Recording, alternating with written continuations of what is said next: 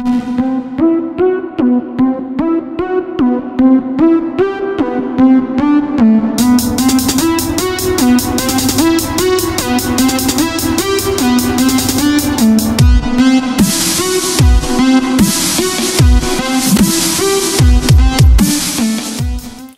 guys, Oddfellows Tactical here with another knife review. Today we're going to be taking a look at the Boker Minos. This is another folding knife from Boker, their Boker Plus line. This is a collaboration between Boker and Jens Anso, a Denmark knife maker. But before we get started with the review, just wanted to show you guys these. We got these in. These are our new Oddfellows Tactical patch and sticker.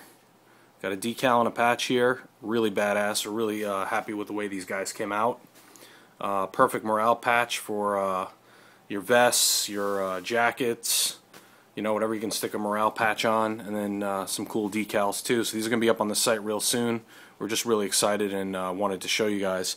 Also, stay tuned. We're going to have vinyl decals coming as well for your vehicle. But let's take a look at the knife that we're talking about here today, the Boker Minos. This is it right here. It's a folding knife. It's full titanium. So you've got a titanium handle and a titanium frame lock. The entire knife has a stonewash finish on it, an acid stonewash finish. Very smooth deployment of the blade.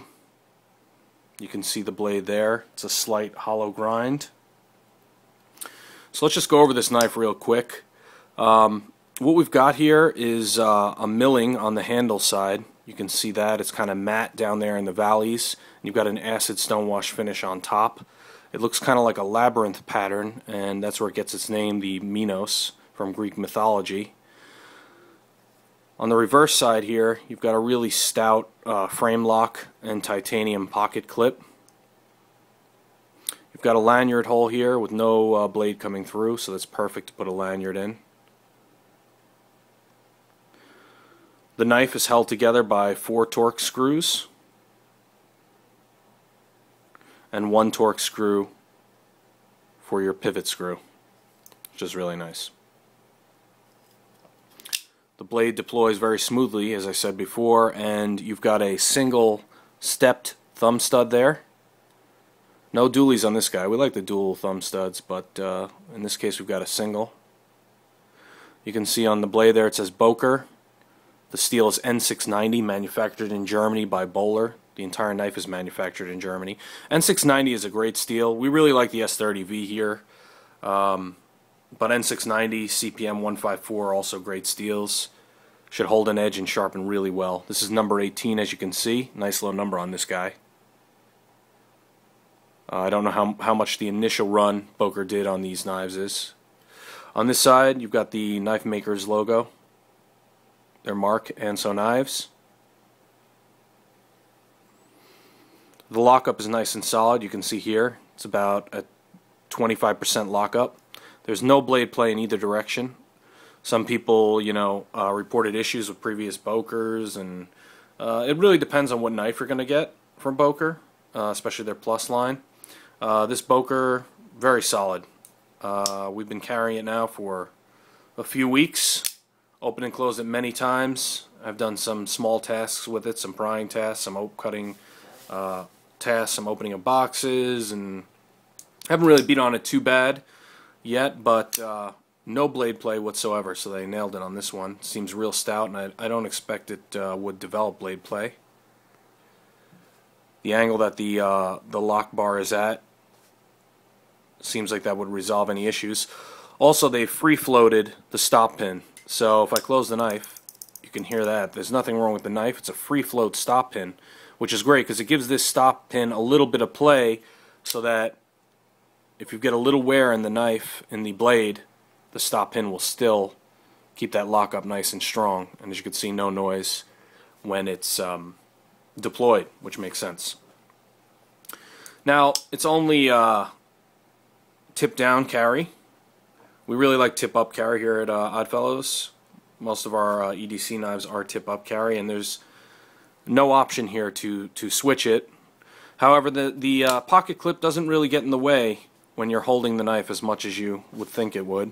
You can see there. You feel it a little bit, and obviously we would prefer it to be tip up, but it's still workable with that tip down. The knife, you know, when we first saw this in photos, we thought this might be one of those pocket clips that's real hard to get into your pocket because the pocket clip looks so stiff, but it's not. It's got a spring to it, and it's very easy to put in your pocket, and it won't come out. You've got a titanium backspacer in addition to the titanium frame lock and handle, and you can see the backspacer curve follows the angle of the knife, which is really great when you're holding it in the hand. It feels really smooth. No problems there. You've got a nice large belly on this slight hollow grind. The overall length of the knife is 7.44 inches, and the blade length is 3.11 inches. The overall weight is 6.5 ounces. When we saw this knife in pictures, we really thought that it was going to be a very heavy knife, you know, based on just the looks of it. It's a very beefy looking knife, but it's not. It's not that heavy. It's perfect for EDC, actually. It's actually not that large of a knife. We here at Oddfellows are pretty used to carrying pretty hefty knives for our EDC. I mean, we'll carry a Zero Tolerance, Ken Onion, we'll carry a Strider SMF, and this is certainly not as big as those. In fact, let me do a little comparison here for you. There's your Boker Minos. Let me get you a Strider SMF here. This is a Strider SMF with dual gunner grips. And if I put those next to each other for you, you can see the SMF is quite a bit longer, at least by an inch. And weight-wise, you know, this is a dual gunner grip, so it's kind of light. The Boker is only slightly heavier than the dual gunner grip, and I suppose I would imagine that if you had a regular Strider SMF, not the gunner grip, not the slimmer one, that it would be about the same weight. So it's really good for EDC tasks. There's your actual blade. You can see that's quite thick. So I think you could really do, you know, some prying tasks with this blade. It's 5 millimeters thick. Again, let's compare it to the SMF real quick. So you can see the SMF is only maybe slightly thicker. The Boker has a little bit more of a taper at the end. But this is the kind of knife I would EDC and not only use for cutting tasks or opening boxes, but I would describe this as a hard use folder. Some may say it's tactical because of the blade shape. It's a pretty knife, so I don't know if it has that tactical look, but you could certainly use it in that situation. You could use this as a defense knife. You could also use this in prying tasks or any hard use survival task that you would throw out a Strider folder. I imagine you could use for this knife as well. Very thick there in the blade, so that's how I see this knife being used. There's some detail shots for you. Now there's no jimping on the knife on the top, but as I said, it's still pretty stable in the hand. You know, some people really require that jimping. They're worried about their hand sliding if they were making a fuzz stick or maybe you know, doing any sort of hard use bushcraft with this knife. And there's some people that, you know, a knife this beautiful, this is a pretty knife, you know, that they wouldn't even put it into use. That would just kind of be a safe queen. But we like to really use our knives here, so we're not afraid to put a pretty knife to use. The blade centering, I've heard different opinions on this. Some people say it's really off on this knife. It looks pretty centered on ours. If it's off, it's very slight. It's like a hair's length. So we're very pleased with the one we're testing out here.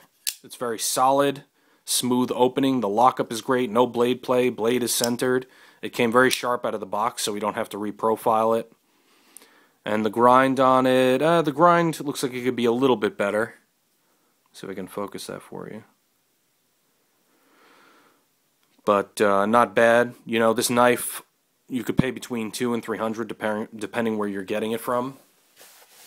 Some people say this knife is probably more like worth in maybe like the $160, $180 range because of these little gripes they have about the knife. But overall, we think this is a it's a home run from Boker and Anso. Their collaborations are always really nice. Anso is a great knife designer. He makes beautiful blades.